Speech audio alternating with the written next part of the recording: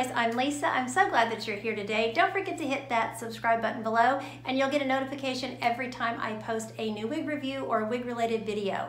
So today is a wig related video. I don't really do tutorials and stuff like that very often. Every once in a while I will post something. But I had mentioned in the review for this piece, this is Skylar by Statements from the wig company. And I had mentioned in that review that I would go back and make another video and kind of show you some things that I had to do to her to get her ready to wear. So that's what I want to show you in this particular video. And I'm going to try to keep it as short and sweet as possible, but I still want to have enough time to, you know, so that you will be well informed on what all I did. So anyway, so first of all, when I first took her out of the box, she was very much like this in my face. And obviously we can't wear her hair like this, right? So I kept pushing her over and she would keep going over in my face. So I thought, okay.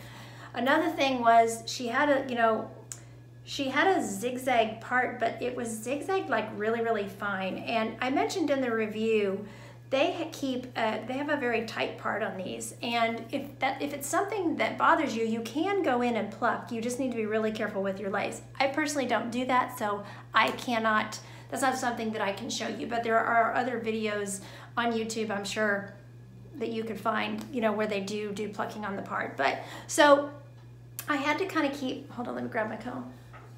I had to keep like combing.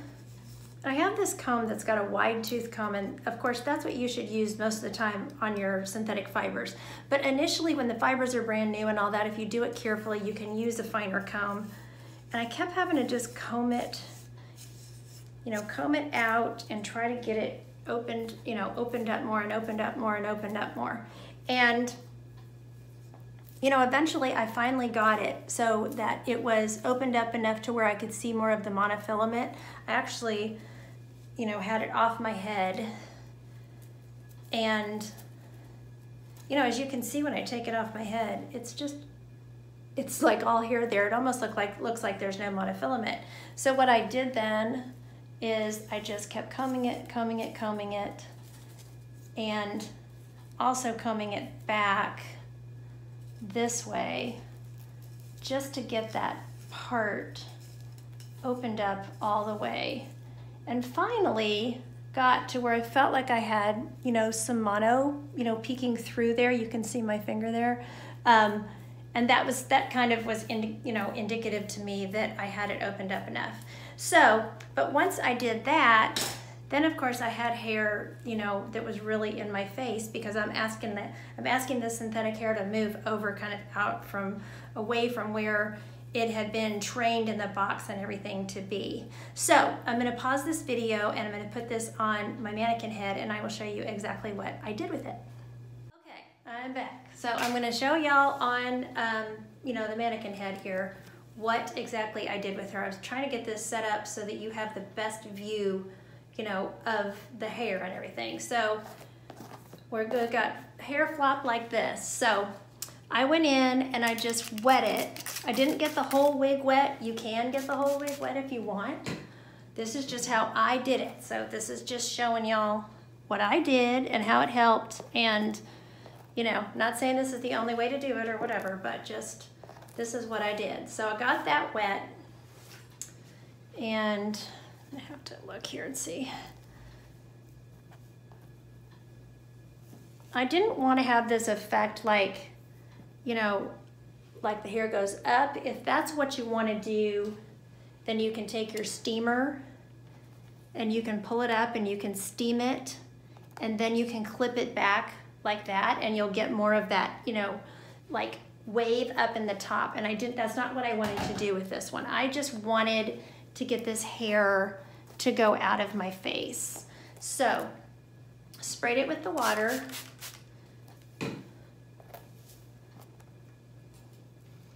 clipped it,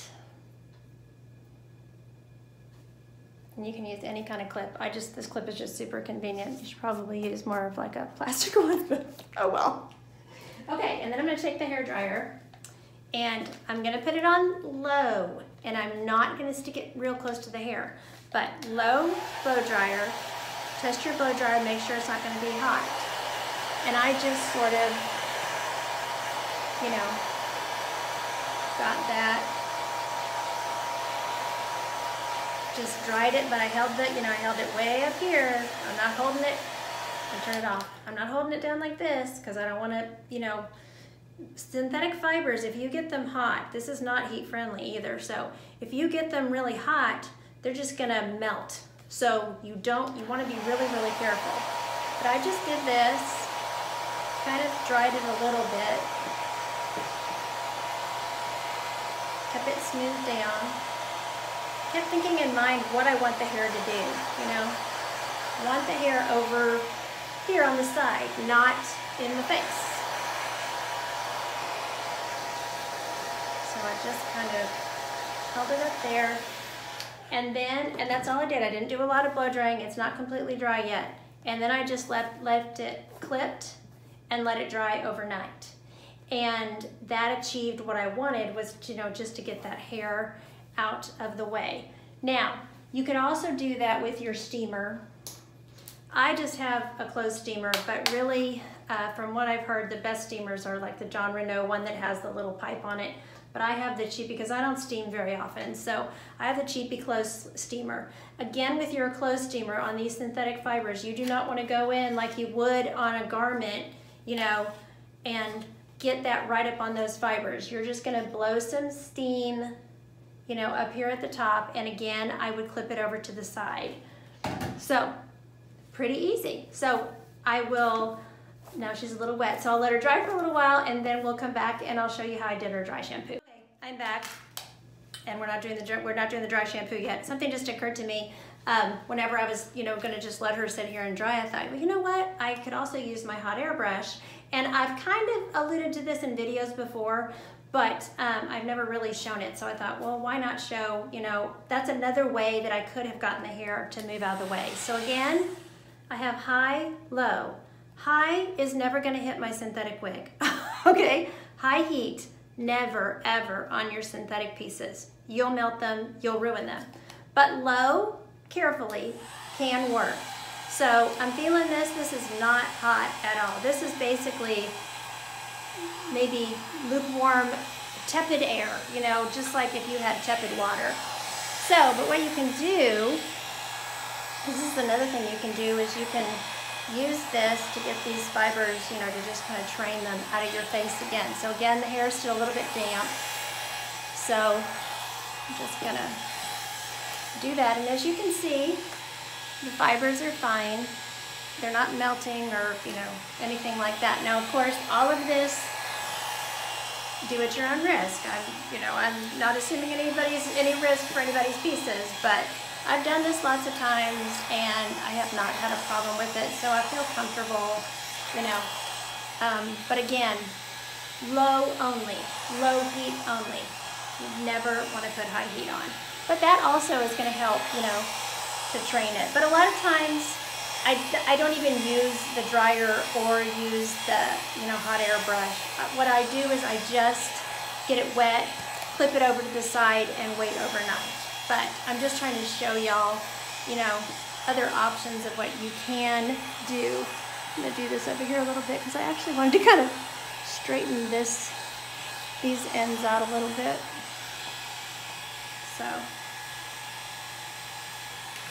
So anyway, that's another option. As you can see, that's doing a nice job of getting that out of the way too. So back again, and I'm going to show you guys how I did the dry shampoo. So as far as brands of dry shampoo, I know that John Renault now has a dry shampoo. I have not tried that yet, but I've heard really, really good things about it. So that's a product that I would recommend. I've heard that recommended by a lot of manufacturers, and I know a lot of girls who, do product. They show products and test products for John Renault, and it has come really highly recommended. So I just have a, store-bought brand of dry shampoo, and I have found that it works okay too. So all I'm going to do with the dry shampoo is just, give it a shake, and you don't want to go in and just like, blast your wig. You want to be careful. Conservative is always the best thing to do. But just give it a little spray, and then I usually will lift up a layer, kind of spray under just one layer. I don't go through and lift up layer after layer, but just, spray it a little bit, Like I used to tell my little students when I taught preschool, you know, just little bits. A dot is not a lot. That's what I used to tell them with glue. A dot is not a lot. But, you know, you want to be conservative with it. You don't want to go in and just totally, you know, because some dry shampoos can leave a little residue or leave a little bit of a, you know, weird dullness on hair and also on wig hair. So, but it just takes that shine out a little bit and just gives it a more natural sheen to the wig if you have a wig that's really shiny. I usually try to tell you in my videos if I'm seeing that the wig is shiny and needs some dry shampoo, and that's why I wanted to show it on this particular Skylar wig, because when I did get her, I did feel like, yeah, she's gonna need I just need to tone her down just a little bit. So, so anyway, that's everything that I did. I hope that you find this video helpful. I can't think of anything else that I wanted to tell you about this particular wig. I think I covered all the little things I wanted to show you. So anyway, I hope it was helpful, you know, to all you who are veteran wig wearers or new wig wearers, particularly when you're new. I know you have a lot of questions, and you know, hopefully these videos can help you answer that. So thanks so much for watching. I appreciate your viewership. I appreciate, you know, you subscribing and watching my videos. I can't say that enough. I really do appreciate y'all. So anyway, till next time, don't forget, you're absolutely beautiful. Bye.